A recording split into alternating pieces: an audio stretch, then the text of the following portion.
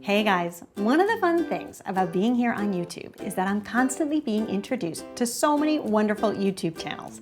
And recently one came across my desk that I just could not resist. It's called Gentleman Bunny. If you don't know of it, you need to head over there and check it out.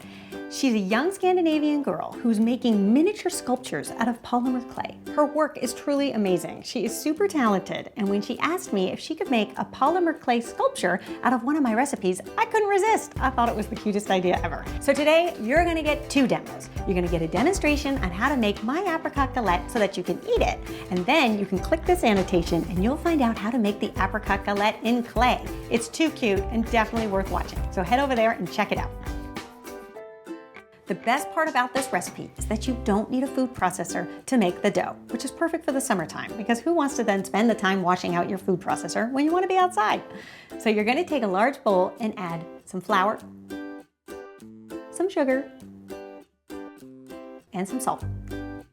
Give it a good whisk, and then you're going to add your butter.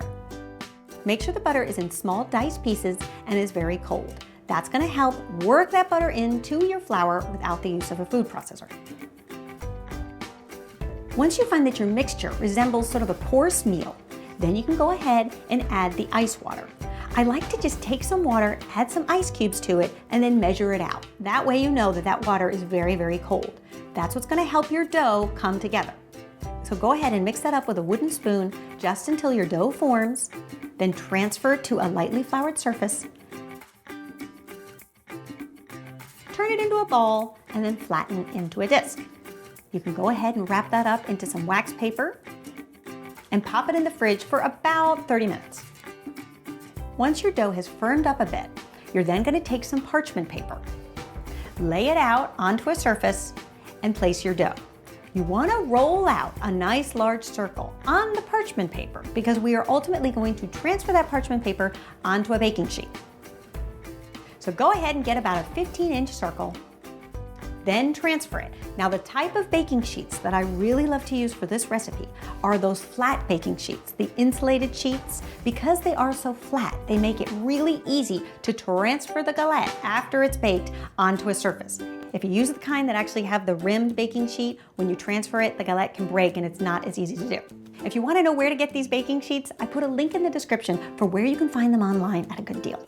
So once your dough is all rolled out, go ahead and transfer it to the baking sheet. And then you are going to spread some reduced sugar apricot jam. I really love the reduced sugar jam because it makes the galette not as sweet. I found that I really love the brand at Trader Joe's, but a lot of the markets do now have reduced sugar jam. Go ahead and spread that out. You want to leave about a 1-inch border all the way around. That is then going to become our crust. And now for our apricots. You really can cut them any way you like. You can cut them in half and create a decorative circle. You can cut them in quarters and kind of create more of a free-formed effect. That's the nice thing about a galette. There aren't a ton of rules. So go ahead and toss them with a little bit of sugar. Then you're going to transfer them onto your dough on top of your jam. Arrange them either decoratively or just in a big pile, either way. And then you're going to go around and fold over that 1-inch border, creating a nice crust all the way around. And now you can see why we wanted to transfer that parchment paper with our dough onto the baking sheet before, because the galette is sort of hard to move, and now it's all ready for the oven. You're then going to brush it with a little bit of water, and then top with some turbinado sugar. If you can't find the turbinado, which is just basically a raw sugar, you could use regular sugar as well. Now, because we've been handling the dough and it's been sitting out during this whole process, you really want to pop it back in the fridge, still on your cookie sheet, for at least 15 minutes, just to firm up. That will allow that dough to become nice and flaky and not actually get that butter to melt out the sides when you put it in a hot oven. Then you're going to bake at 425 Fahrenheit for about 20 minutes, and then reduce the oven to about 350 just so that your crust doesn't get too brown, just to continue baking the apricots so that they soften up. Then when it's done, take the galette out and allow it to cool slightly. And then what I like to do is to serve this dessert with some homemade whipped cream that's been flavored with amaretto.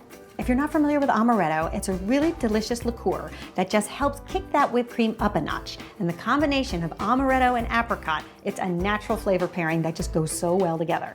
But if you don't drink, you can leave the amaretto out and just add a little bit of vanilla. Or almond extract would be good too. And then to serve. Because we've created a rustic galette, it's a tart that's free form and really doesn't need a lot of pretension. I actually serve it on a cutting board. I take these large cutting boards, I put the galette on top, I put my bowl of whipped cream to the side, and out I go to the table with everything on one board.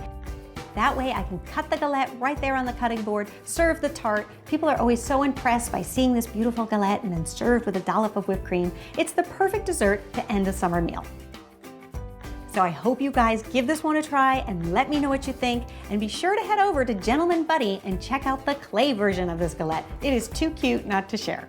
And I'll see you back here next week when I'm going to show you how to make the perfect potluck meal for your 4th of July barbecue. I'll see you then.